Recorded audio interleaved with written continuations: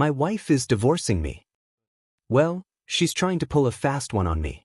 She thinks she's going to get a lot of money, but there's something I haven't told her yet. Let me share it with you. It's funny how people can use and hurt you, but when you stand up for yourself, suddenly you're the bad guy. I'm a 53-year-old man, and this is about my second wife. Her name is Kayla, and we've been together for over 5 years. I lost my first wife in a car accident 13 years ago, when my daughter was 12. After that, I stayed single for a long time. Then, 4 years ago, I met Kayla at a bar. That same year, my daughter turned 19 and left for college in Pasadena. It was a very lonely time for me, and I started going to the bar after work almost every day. Losing my first wife was incredibly hard, but I had to be strong for my daughter. We leaned on each other. But when she left for college, my life felt empty. I started drinking more, staying at the bar late to pass the time. Kayla worked there as a bartender, and since I was there every night, she and the staff got to know me. After about a week, she came up to me and asked if I was okay. That's how we started talking, and eventually, we began dating. Kayla is much younger than me, 10 years to be exact, so I wasn't sure if I wanted to get serious. But she made the first move and asked me out. It helped me deal with my loneliness, though I never thought we'd have a long-term relationship because of the age gap. But Kayla was very mature for her age. She's a single mom with a 3-year-old son, raising him on her own after her boyfriend left her when she was pregnant. We bonded over our tough experiences. When things started getting serious, I told my daughter about Kayla, and she supported me. She knew how lonely I had been. When my daughter moved away, she wanted what was best for me. After dating Kayla for a year, we decided to get married in a small ceremony. Kayla didn't have much family except for her son and sister. They were both abandoned by their parents when they were little and grew up in an orphanage until they could make a life for themselves. Looking back, I realized that loneliness can make you vulnerable, and that's what happened to me. I was in a very vulnerable place and didn't think too much, just went along with falling for Kayla. The first year of our marriage was great. We were happy, in love, and went on trips and to parties. Her little son was always running around the house, and it reminded me of when my daughter was that age. I loved him like he was my own. Kayla left her job after a while because she wanted to focus on her son, who she felt she had neglected while building her career. I didn't mind since I was earning enough to support us. I have a real estate business, which I took over from my father after he retired. Everything was going well until my daughter came to visit me during Christmas. She warned me to be careful about spending too much money on Kayla. Until then, I thought I was just taking care of her needs and making her happy, just like I did with my first wife. But my first wife was simple and didn't care much for expensive things, while Kayla loved fashion and had a taste for designer clothes and accessories. My daughter must have noticed something I didn't, looking at it from an outside perspective. In a relationship, you shouldn't lose yourself or end up just following your partner's lead. In my case, I felt like Kayla was much younger and more beautiful than me, so I spoiled her. That's where I went wrong. After my daughter's warning, I started to be more cautious with money, which didn't sit well with Kayla. She figured out that my daughter had influenced me. Not long after we got married, Kayla quit her job and asked if we could have a joint bank account. She said she didn't want to ask me for money every time she needed something. But I wasn't comfortable with the idea of giving her full access to my accounts, so a joint account seemed like a fair compromise. I was the only one putting money into the joint account since Kayla wasn't earning. We both had access to it, but I was the one filling it up and she was the one spending it. When my daughter warned me, I started putting less money in the account. Before, it was like a refill station. I'd deposit money, and she'd empty it. In the beginning, Kayla was grateful for everything I did.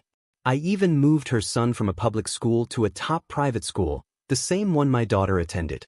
She was really thankful back then, and whenever I took her out to nice places, she appreciated it. But after we got married, her attitude changed. She started acting like she deserved everything, as if she had earned it herself. This began to bother me, especially after our second anniversary. Her expectations kept growing, and she wanted everything right away. That's when I started pulling back. I told her she was spending way too much and needed to cut back. She didn't take it well and started becoming distant. I'd come home from work, and she'd be out partying with friends, leaving her 6-year-old son at home or with her sister. I ended up spending more time with her son than with her. I was at a point in my life where I didn't want any drama, so I let her do what she wanted, but I stopped putting so much money into the account. This made her angry. She didn't need anything except money, so when I reduced how much I deposited, she started asking for it directly. It was hard for me to say no to her face, so I gave her money a few times, but when the demands got too much, I stopped. That's when she became really upset. She said I was pushing her to do something she didn't want to do. When I asked her what she meant, she just said I would find out soon enough. I kept being careful with money, and one day, Kayla angrily said to me, "Let me make this clear, you're not doing me a favor by supporting me.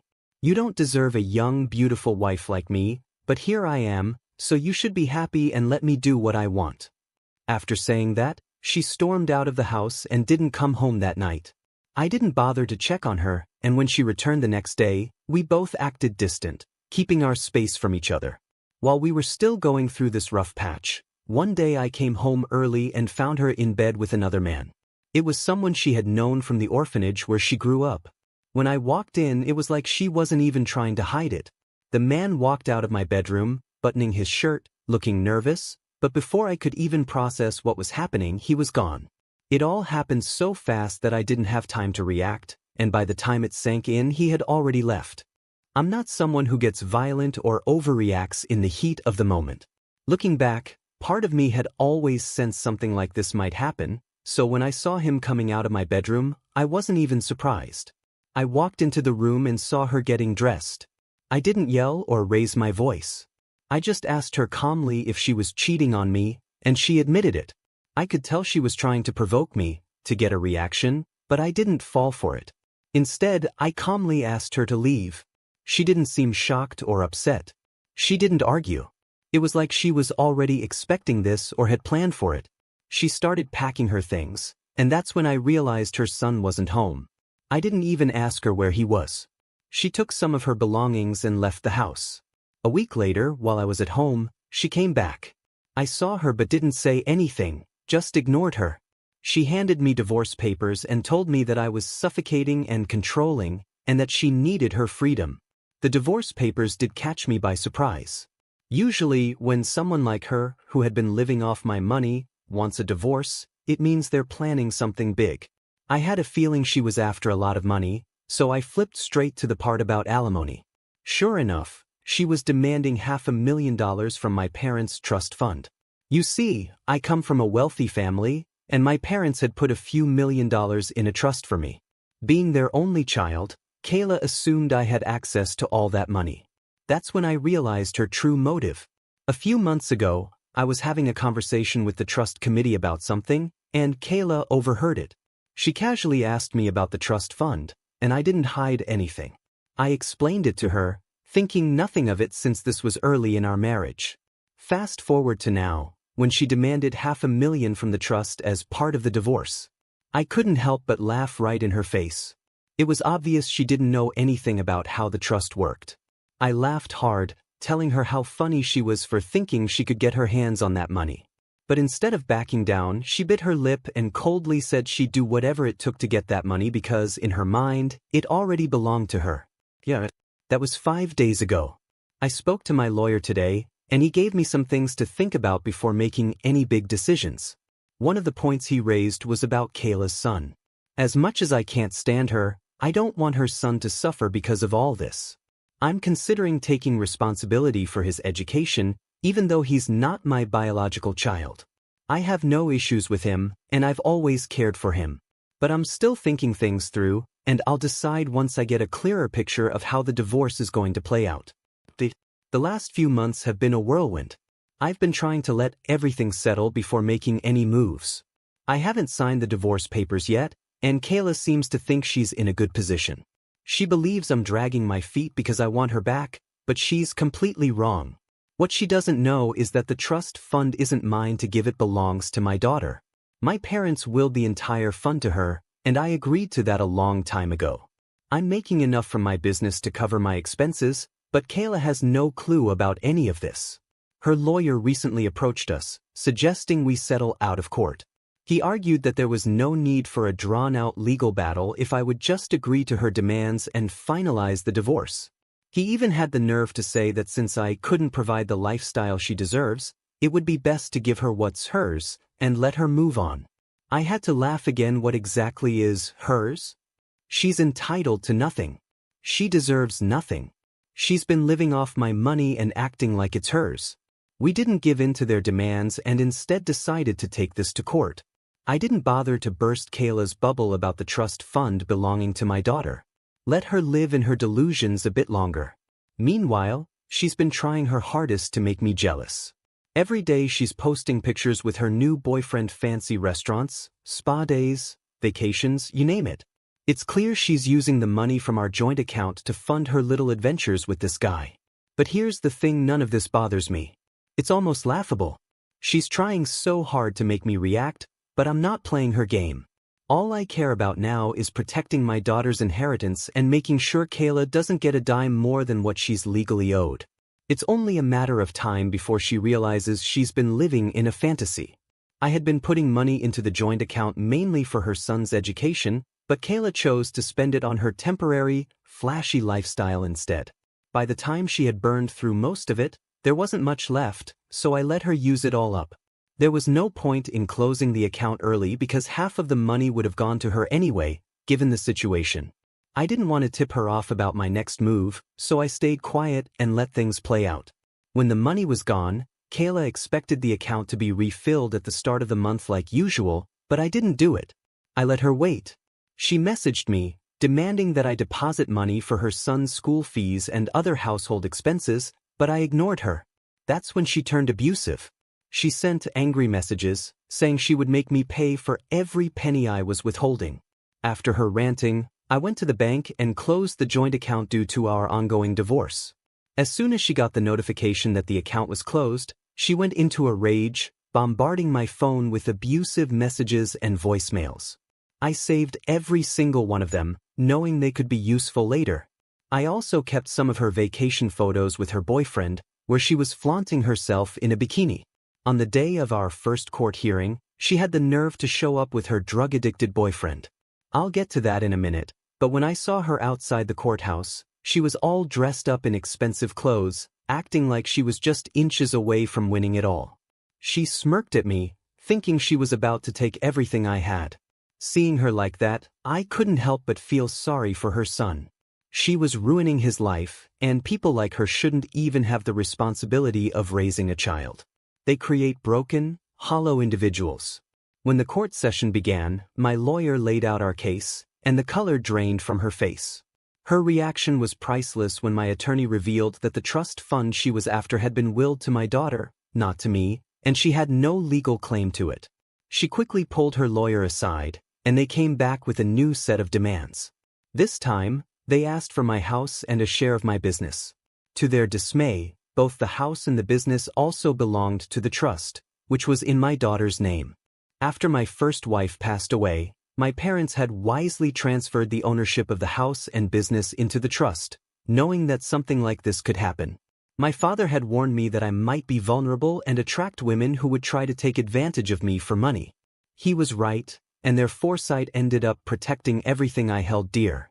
Kayla's plan to take everything from me crumbled right before her eyes, and the court case took a sharp turn in my favor. She had no claim to the things she thought she was entitled to, and now, she was left with nothing but her delusions of grandeur.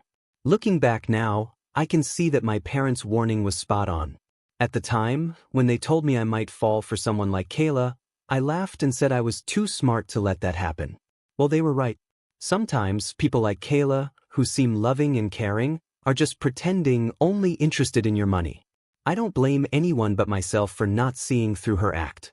My vulnerability and loneliness made me blind to her true intentions. When she realized she couldn't get anything from me, she tried to demand child support. However, before my attorney even had a chance to defend me, the judge dismissed her request, telling her that new demands couldn't be made on the spot. The judge made it clear that the courtroom wasn't a shopping mall where she could just bargain as she pleased. The case was postponed, and we were given a new court date. 2 weeks later, we received the new set of demands from her. She wanted $10,000 a month in spousal support since she wasn't working, along with child support for her son.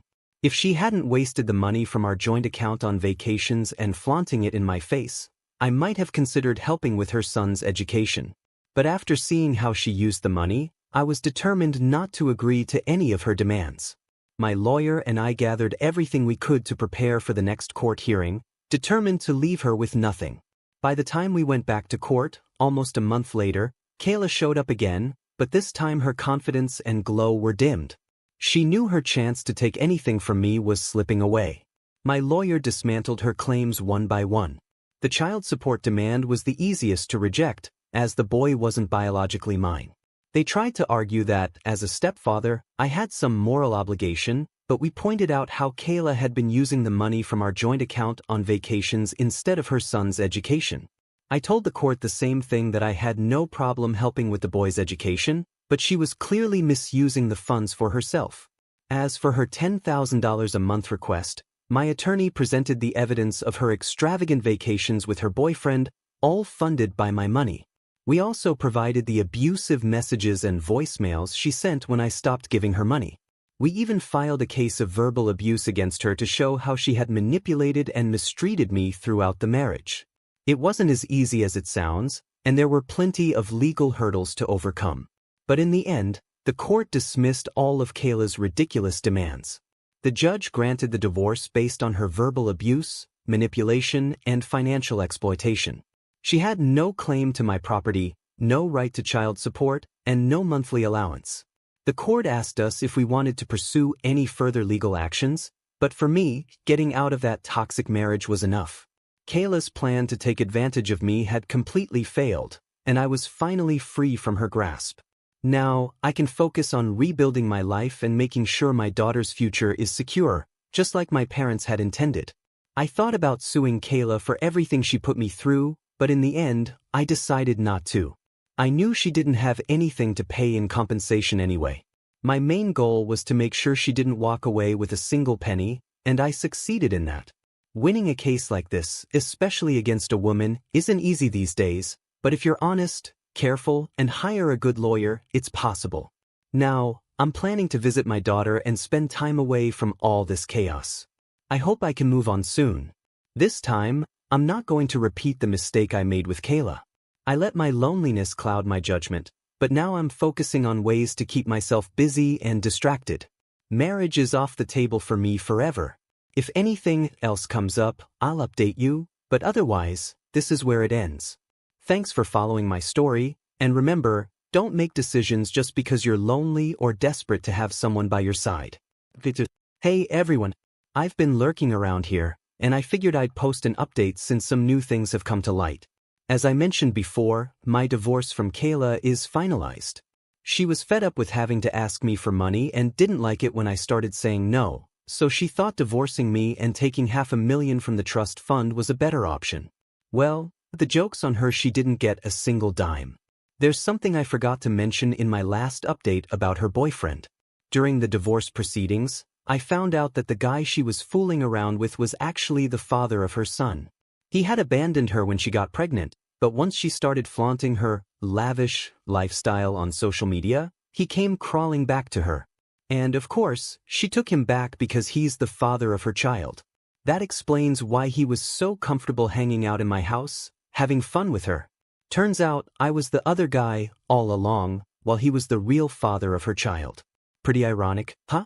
A couple of months later, after I got back from visiting my daughter in Pasadena, I found a letter from Kayla in my mailbox. I had blocked her on everything: phone, email, social media, so this was her only way to reach me. I'm guessing she might have come to my place while I was gone for 3 months and left the letter behind. In the letter, she apologized for everything she did to hurt me. She also asked me, on humanitarian grounds, to help provide for her son. Apparently, she wanted me to pay his school fees so he could continue his education. Funny how she suddenly remembered to care about her son's future after blowing through all the money she had. Not sure if I'll respond or do anything about it, but honestly, I'm not feeling too charitable after everything that's happened. She had her chance, and she threw it away. I'm just glad I got out of that mess. As I mentioned before, I had enrolled Kayla's son in an international school. He used to attend a community school, but I wanted to give him a better opportunity. After discussing it with my lawyer, he said that if I truly wanted to, I could pay the school fees directly to the school and avoid giving any money to Kayla. But he also advised me, on a personal level, to stay far away from her. He warned that she might continue to use her son as an excuse to get more money from me. And he was right. The school fees were just the beginning. There are always extra costs for things like field trips, projects, and other activities. Kayla would have found a way to use those reasons to squeeze more money from me. Even if she didn't, she wouldn't be able to afford those extras on her own, so paying just the fees wouldn't really help the boy. I felt bad for the child, but I realized there was no real solution that wouldn't leave me open to more manipulation. I'm thankful I didn't have a child with Kayla.